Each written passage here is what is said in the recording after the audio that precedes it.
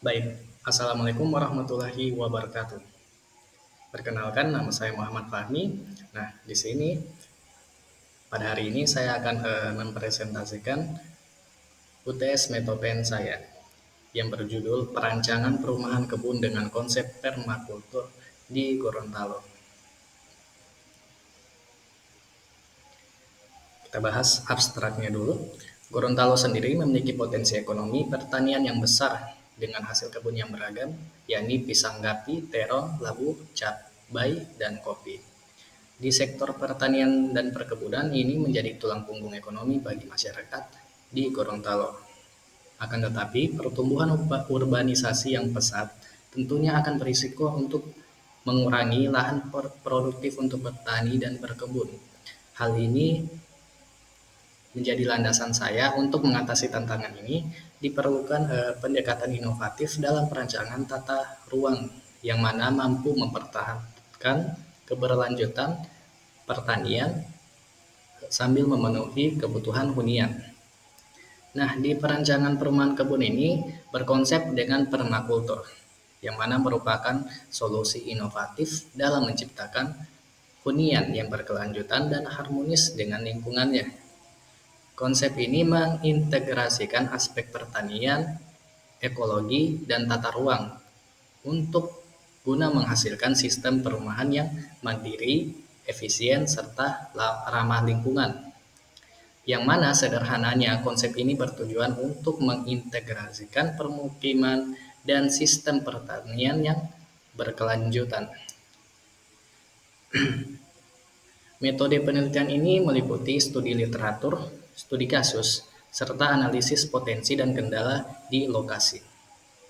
Nah, hasil penelitian ini menunjukkan bahwa penerapan prinsip permakultur dalam perumahan dapat meningkatkan ketahanan pangan, mengoptimalkan penggunaan sumber daya alam, serta memperbaiki kualitas hidup masyarakat.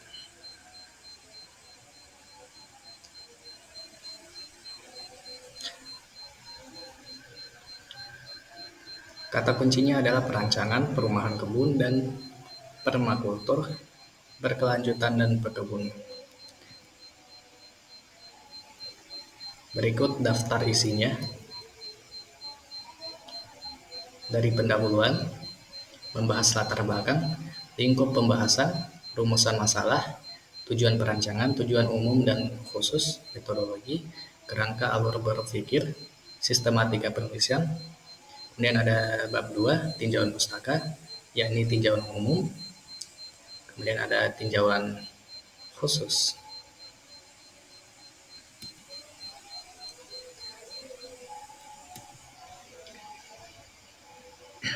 Masuk di bab 1, pendahuluan. Latar belakang. Permakultur adalah gabungan daripada kata permanen dan agrikultur. Di sini sistem desain ini, permakultur ini bertujuan menciptakan lingkungan yang berkelanjutan dan harmonis antara manusia dengan alam. Konsep ini menggabungkan perkebunan, ekologi, ya, dengan desain landscape dan juga tata kelola sumber daya. Hal ini untuk membangun sistem yang mandiri, efisien, dan ramah lingkungan. Dalam konteks urbanisasi yang pesat, terutama di Indonesia, kebutuhan akan hunian dan yang ramah lingkungan semakin mendesak.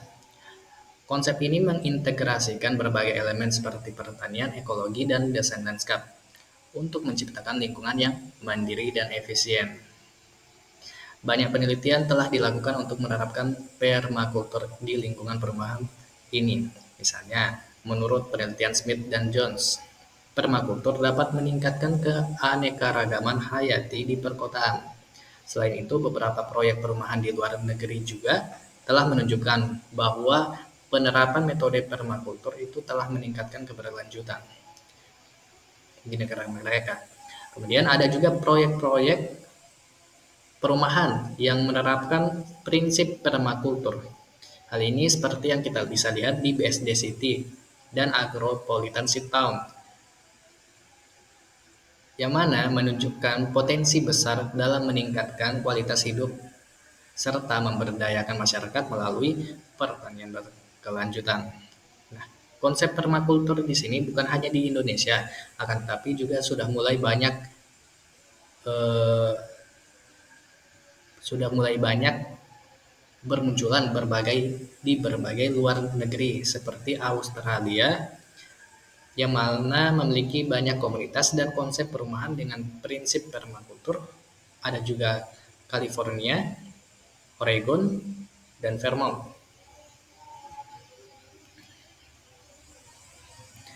Nah, di Gorontalo ini penerapan permakultur itu sangat relevan mengingat lagi kekayaan sumber daya alam di sana, di sini, dan pertanian juga itu melimpah. Ini didapatkan daripada data BPS 2024. Yang mana dengan lebih 40% wilayahnya bisa digunakan sudah digunakan untuk pertanian. Konsep ini dapat dimanfaatkan untuk menciptakan desain rumah yang tidak hanya nyaman, tapi juga mempertimbangkan aspek sosial dan ekologi. Di sini menurut HTMAB itu kunci kunci keberhasilan masyarakat dalam proses desain itu menjadi kunci melibatkan masyarakat itu menjadi kunci keberhasilan daripada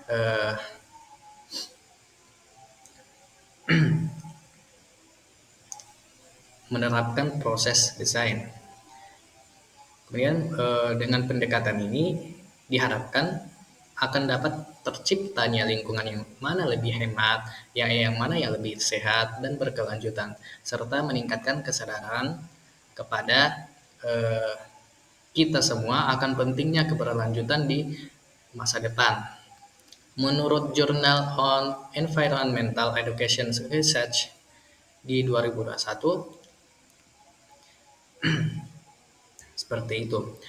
Yang mana lalu dengan memberi mereka pendidikan di sosial atau sektor program pendidikan itu dapat meningkatkan kesadaran masyarakat sehingganya hasil generasi nanti akan lebih peduli dengan terhadap lingkungan. Hal ini menjadikan salah satu hal tantangan untuk perancangan saya diterapkan di Gorontalo. Pendekatan ini tidak hanya memberikan solusi terhadap permasalahan-permasalahan yang ada, namun juga berupaya menciptakan lingkungan yang berkelanjutan, mengingat karakteristik geografis dan budaya Gorontalo, yang mana banyak dengan aktivitas juga pertanian dan berkebun seperti itu. Dari potensi ekonominya, Gorontalo sendiri memiliki potensi sumber daya pangan dari pertanian dan kebunnya. Menurut Jurnal Pendidikan Ekonomi oleh Rizky Rahmadansyah Putri Oli 2023. Hal ini menjadikan kejelasan penelitian perancangan penulis di bawah sesuai kenyataan ekonomi yang ada.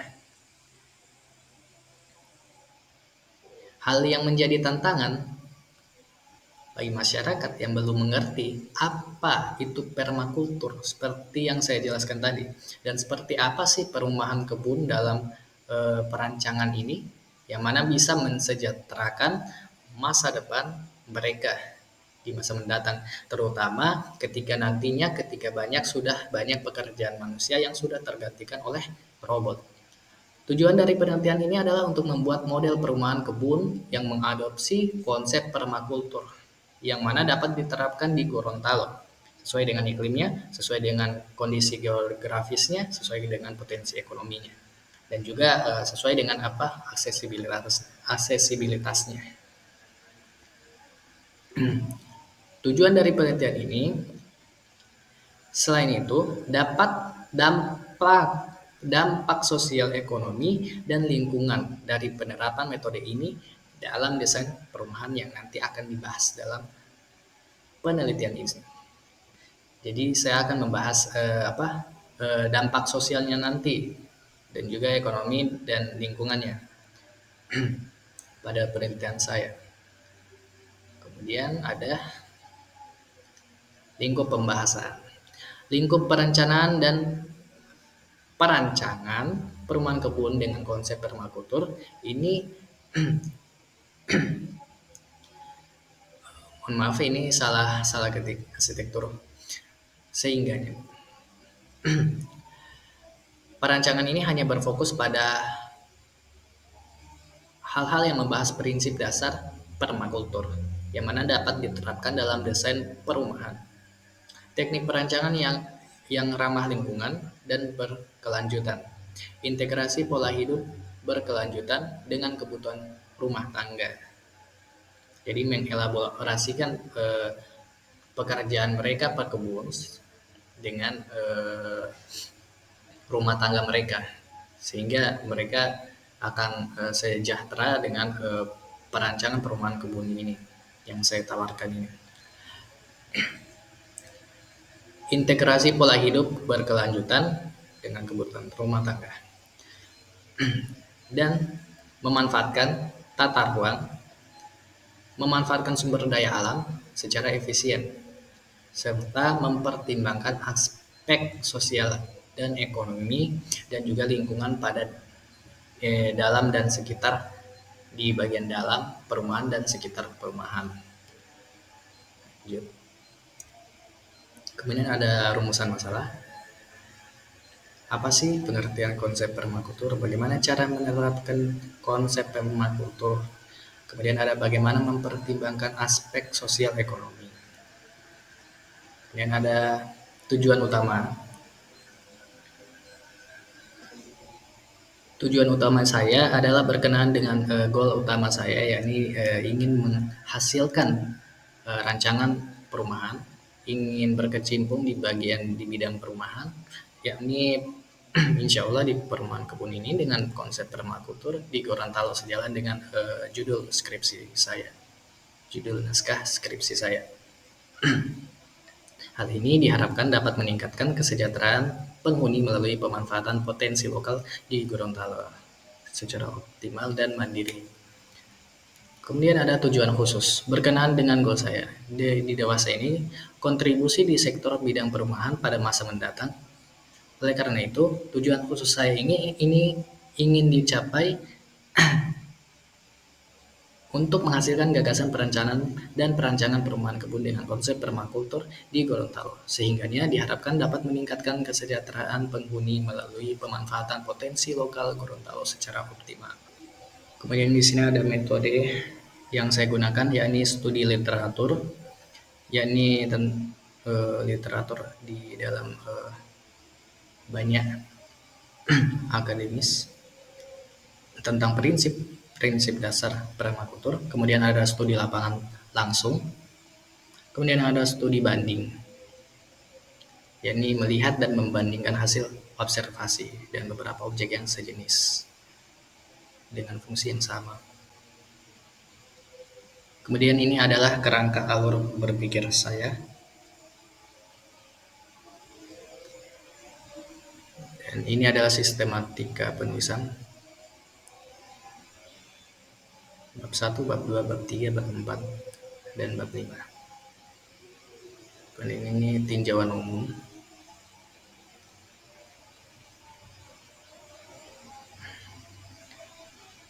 Sejarah permakultur. Lalu ada konsep permakultur, yakni menggunakan 12 prinsip desain permakultur menurut David Holmgren. Kemudian ada fungsi perumahan permakulturnya. Dirancang untuk mendukung produksi pangan berkelanjutan, kemudian dirancang juga untuk meningkatkan efisiensi energi. Kemudian perumahan ini juga bisa memiliki tangkap air hujan dan pengelolaan air yang efisien. Hal ini untuk meminimalkan penggunaan air dari sumber-sumber air luar. Ini lingkup aktivitasnya, standar peraturan. Di sini ada interpretasi perumahan permakultur. Ada studi banding, ada di BSD City seperti yang saya jelaskan tadi. Mungkin bisa dibaca di naskah skripsi saya. Kemudian ini studi banding BSD City di salah satu rumah yang dibangun.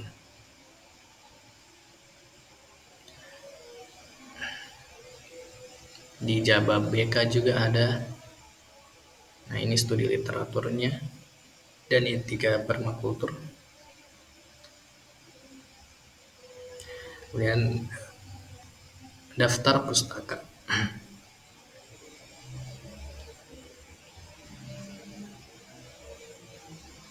Baik, cukup sekian presentasi dari saya. Bila mana ada kurangnya, ada salah ketiknya, mohon dimaafkan. Wabillahi taufiq wal hidayah. Wassalamualaikum warahmatullahi wabarakatuh. Terima kasih.